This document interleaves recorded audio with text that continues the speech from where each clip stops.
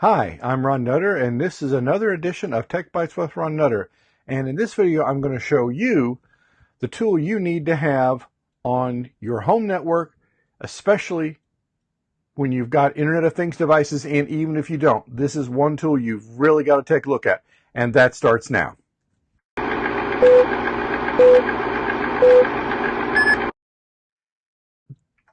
The video I'm doing tonight is one of those that I initially hadn't thought would be coming this early or really even at all, but with the recent attacks that have been on the internet, with the FBI announcement, which I was interviewed by the local ABC affiliate to come in and explain what was going on, that's what really was the bellwether or aha moment of what needed to be looked at. And let's just switch over. I brought up the company's website, and it's a device called excuse me, RatTrap. And to call it a device is really not it doesn't convey the full capability of what it can do, and I'm still learning. I've had mine online for not quite 48 hours at this point, and it has been mind-blowing. Just opened my eyes to really how much was there. And for those of you who aren't familiar with my background, I've worked in corporate IT for quite a few years. I've dealt with IPS and IDS sensors that were tens of thousands of dollars. So, I mean, I've dealt with the big ones, and there are things you can do, and we'll be looking at some of those, of things you can craft on your own. But if you don't have an IT background or haven't worked with Linux, that kind of puts you at a disadvantage. RatTrap is the device to really look at, and here's why. And I'm trying not to get more excited than I am, but this has really gotten my attention. It comes in a box like this. Now, in conversing with the company when they sent this to me, I said, well, I'm going to have it for a day or two before I look at it, because I want to read through all the documentation, and let me show you what it comes with, because the response kind of told me that I really needed to look at this differently. There's what comes with it for documentation. You can't make it any simpler than that. The beauty of this is, and this is the only device that I found to do it. Let me get this box closed here. As anybody can appreciate who's worked with home routers, firewalls, even the commercial stuff, you've got the challenge of, okay, which side is LAN, which side's WAN? This is the beauty of RatTrap. It doesn't care. As long as you've got it connected between, and let's see, and this welcome guide pretty much says it all. As long as you put it between your ISP's device, whether it's a cable modem, DSL router, what have you, and your router, that's it. Now, I'm on what was the old Time Warner system. They're under a different name now, but it's still essentially Time Warner.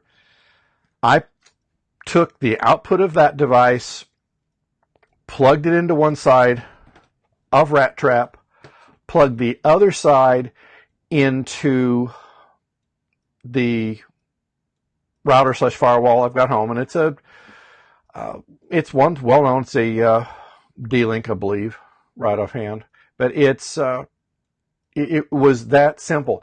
Now, depending on how your ISP's device works, you may have to restart it, because some of these will grab the MAC address of the device and it may not see what's going on. But that's the beauty of RatTrap. If you have an ISP who has been, the nice word is conservative with addresses, you may only have one address. Even though it's dynamically assigned, you're going to have one address. RatTrap sits there transparently. In commercial IT terms, it's what they call a bump in the wire. This is, for all intents and purposes, a transparent device. It does not require another IP address. When you go to manage it, you will just go to the portal page, or they've got both Android and iOS apps. You can see what's going on. And I've been leaving my run. I've been checking it from the office to see what's going on. When I initially set it up, I put up just the ISP's terminating device, RatTrap, and the router that I'm currently using. Now, I've got several internet connections that I use, but this is the one that I was going to be putting things on, and I'm putting my money where my mouth is. I've got my Roku. I've got my Plex box. I've got the 2 HD home run OTA receivers tied into it. So, I mean, I've got stuff behind it that I want to protect. Now, as a part of this process, and this is not coming from RatTrap, this is coming from me. When you set this up, either before you put RatTrap online or afterwards, take a few minutes, make sure you've got the latest firmware on your router/firewall, because this is something that you don't want to take any chances with. Even though I have no doubt the RatTrap device is great, everything I'm seeing reinforces that, it's always going to go for the weakest link in the chain. So this is only as good as what you've got behind it. So you want to make sure that you've got everything up to par. And now when this first comes online, it's going to take a few minutes. It's going to go set up and talk to the RatTrap cloud. It's going to get, if there's a firmware update, it's going to get it. If there are any signature or any other updates it needs to have, it's going to be downloading those. So it might be a few minutes before it's totally up to speed, but enough of that. Let's show you what we're looking at. Now, this is the basic device. Literally, it's that simple. Once it's up and running, okay, this says you've got power. And at this point, I've not seen this one do any other than two blinks. So that to me says it's alive. It's got pulse back to the mothership. I'm going to be finding out some more about that. But now here is the part that I want you to see. This is the actual console that you get in. You're watching this in, at this point, I'm streaming this live on a Monday evening. You are seeing this actual live coming out of my device. And you can tell there by the time. This is, right now this is in Central Time. So this is what you're seeing. This number right here is it's about, we'll call it not quite 36 hours into it, and it's already found that much. Now, it keeps the 5 countries here, and with a tally running of what it's finding. Now, as it finds different things, it will, if it's a commonly known service, then, now this is the one that surprised me, and this should scare a lot of people. The fact people are out there probing for Telnet. I've seen Telnet and I've seen SIP, and as more and more companies using SIP, which is part of voice over IP for some installations, that's the 2 things you want to see out there on the internet. If your internet provider is not blocking this and you've got SIP running over that connection, especially if your internet provider is also your SIP provider, you need to have a serious talk with them. You've got to have this covered.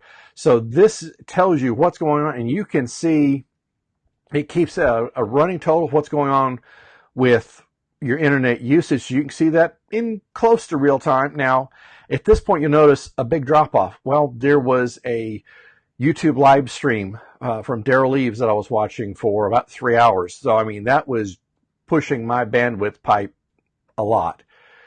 Now, that's in real time. We can go 24 hours. This is from when I brought it up.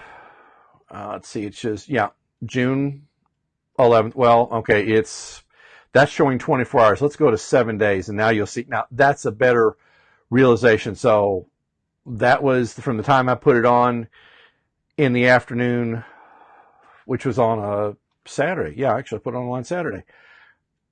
And you see, that was where I was gone for a while, so there wasn't much going on. It was some things going on in the background. It was probably some of my OTA receivers pulling something down, or things that I was recording with my Plex server.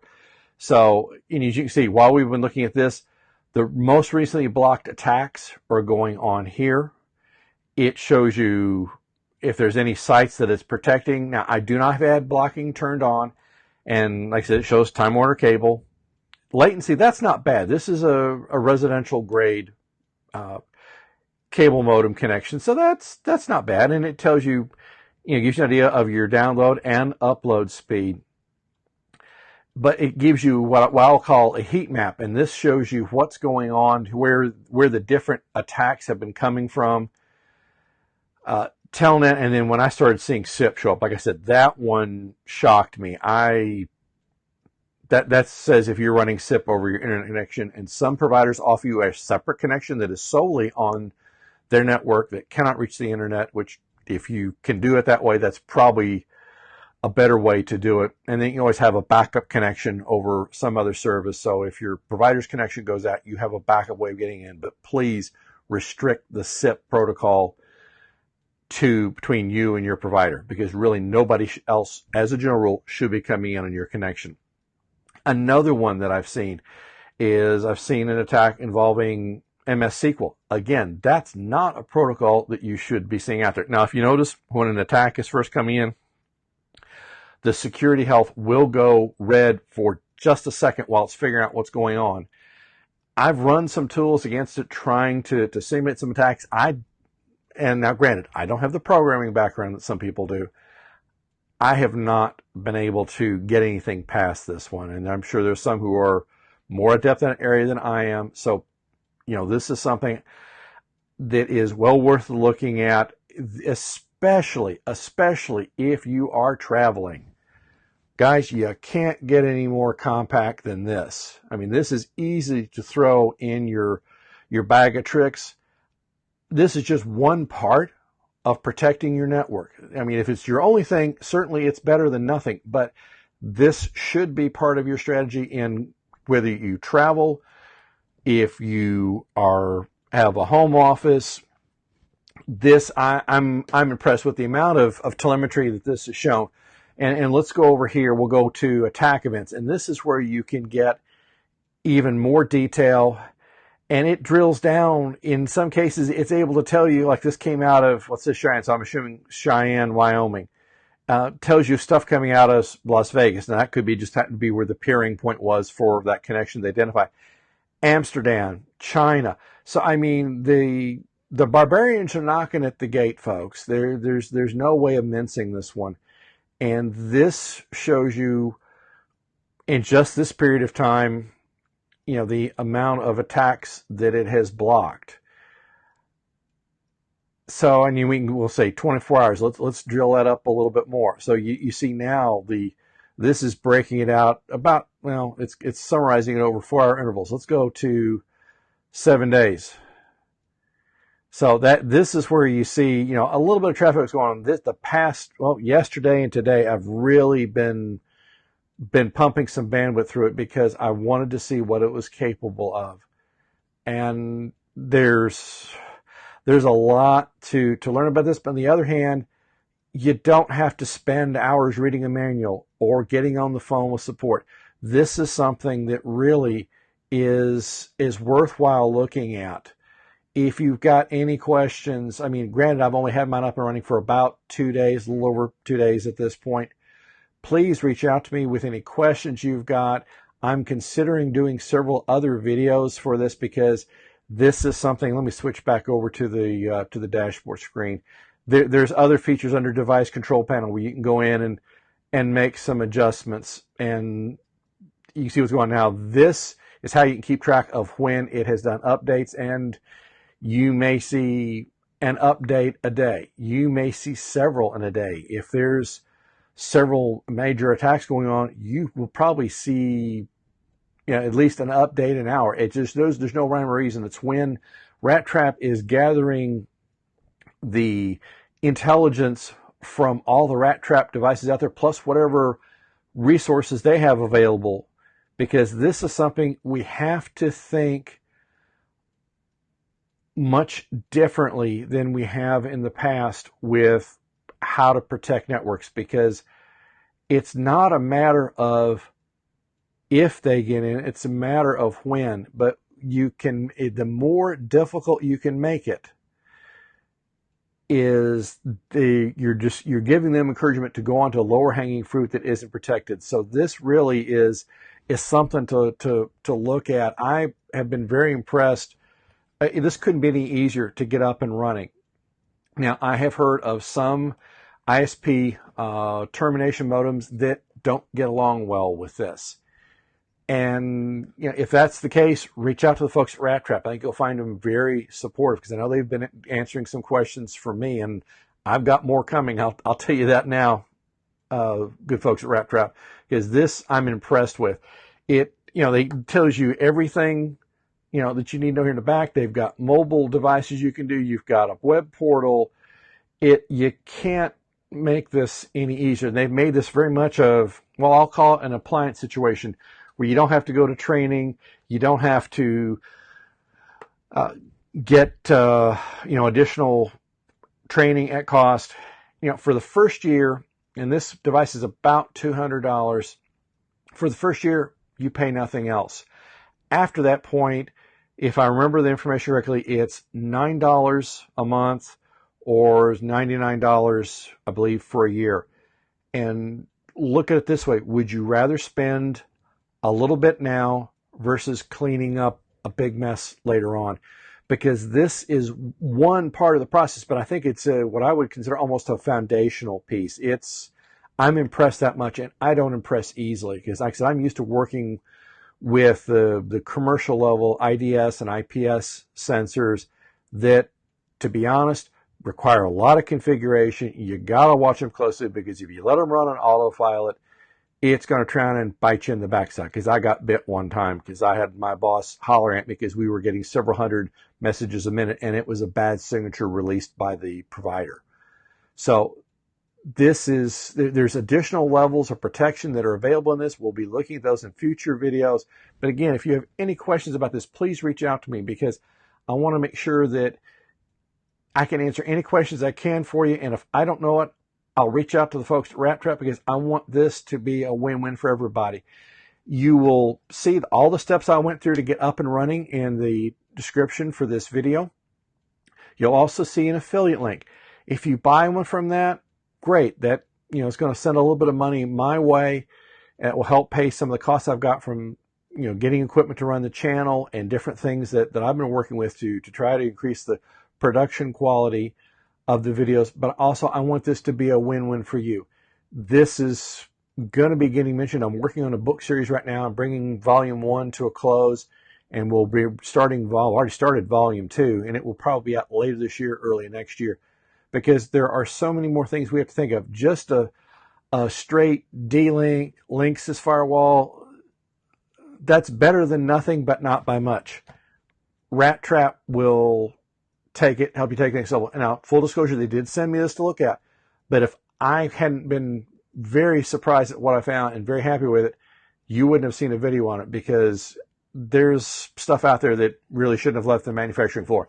RatTrap is not one of those devices. So I'll be doing maybe a video a week on this, possibly others. We're going to have to look to see as to the different features, learning how to kick the tires and getting the best results from it. And then I'll be looking to have a conversation with folks at RatTrap to see what they want to see brought up, because I want to help everybody get to know about this product, because this is something that the more you can do on the front end helps avoid possible exposure on the back end, especially when you've got Internet of Things devices like the smart LED bulbs, smart outlets, media receivers, the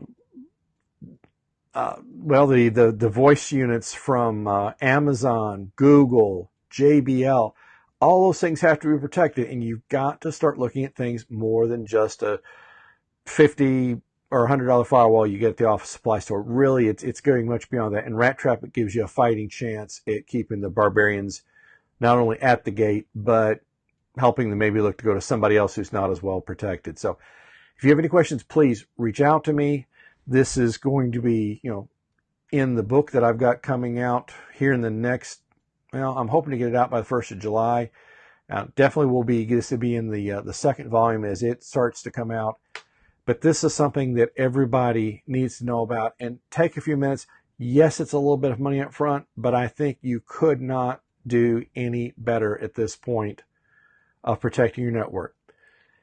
Appreciate you taking a look at this video, and I'll be doing more on this, and I'll be concentrating a lot more on Internet of Things security, because this is something, as you put more and more smart home tech on your network, you've got to start looking at things more strategically and making sure you do whatever you can to avoid having problems coming into your network. Thank you for your time, and we'll see you again soon.